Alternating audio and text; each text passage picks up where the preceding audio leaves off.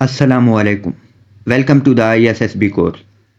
اس course کی اس پہلی ویڈیو میں ہم اس کورس کی آؤٹ لائن دیکھیں گے اور اس کے ساتھ ساتھ ISSB کا ایک بریف انٹروڈکشن بھی میں آپ کو دوں گا۔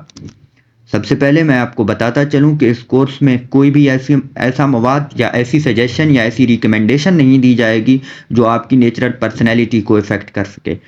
یہ کورس اس طرح سے ڈیزائن کیا گیا ہے کہ آپ تمام ٹاسکس کو سمجھ سکیں اور آپ اپنی پرسنالٹی اور اپنی نیچرل ایبیلٹیز کے مطابق انہیں ٹریٹ کرنا سیکھ سکیں۔ سب سے پہلے اس کورس میں ہم ISSB کے متعلق جانیں گے کہ ISSB آخر ہے کیا۔ دوسرے نمبر پر ہم دیکھیں گے کہ آپ کیسے انیشیل ریکوائرمنٹس کو پورا کرتے ہوئے ISSB تک رسائی حاصل کر سکتے ہیں۔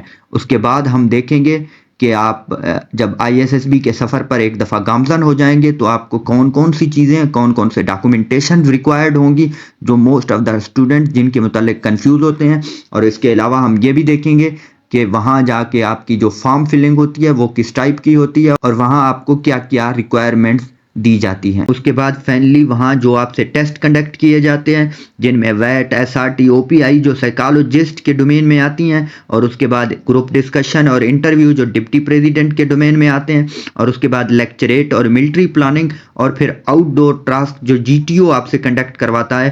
ان تمام ٹاسکس اور ان تمام ٹیسٹ کے بارے میں ہم اسٹڈی کریں گے، اور اس کے علاوہ آخر میں آپ کو مینر لیکن امپورٹنٹ چیزیں بتاؤں گا جو آپ کی ریکمنڈیشن یا ناٹ ریکمنڈیشن کی وجہ بن سکتی ہیں، اور مارکیٹ میں ISSB کے ریلیٹڈ کچھ مسکنسیپشنز بھی پائی جاتی ہیں، ان کے ریلیٹڈ بھی میں آپ کو گائیڈ کروں گا۔ تو فائنلی چلتے ہیں ISSB کے ایک بریف انٹروڈکشن کی طرف۔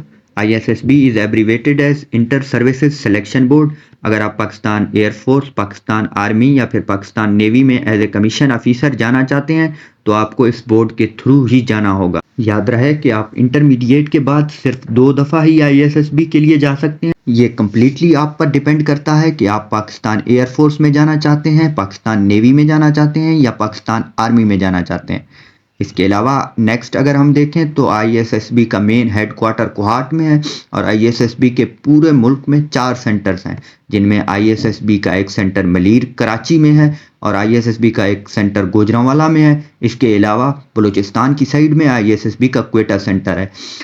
یاد رہے کہ آپ کو ایک رینڈم پروسیس کے تھرو ان سینٹر میں بلایا جائے گا۔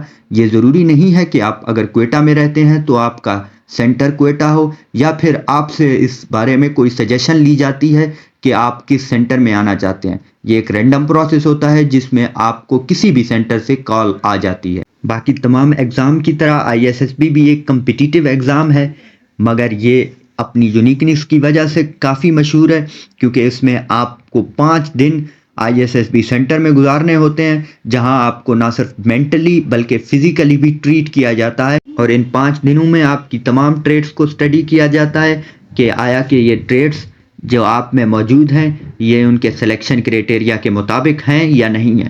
اگر تو ہیں وہ پھر آپ کو ریکمینڈ کر دیتے ہیں، اگر نہیں ہیں تو وہ پھر آپ کو ناٹ ریکمنڈیشن کا سامنا کرنا پڑتا ہے۔ نیکسٹ ویڈیو میں ہم یہ دیکھیں گے کہ ISSB تک رسائی کیسے حاصل کی جا سکتی ہے، کس طرح آپ اپنے انیشیل ریکوائرمنٹس کو فائنلائز کرتے ہوئے ISSB تک رسائی حاصل کر سکتے ہیں۔ تب تک کے لیے اللہ حافظ۔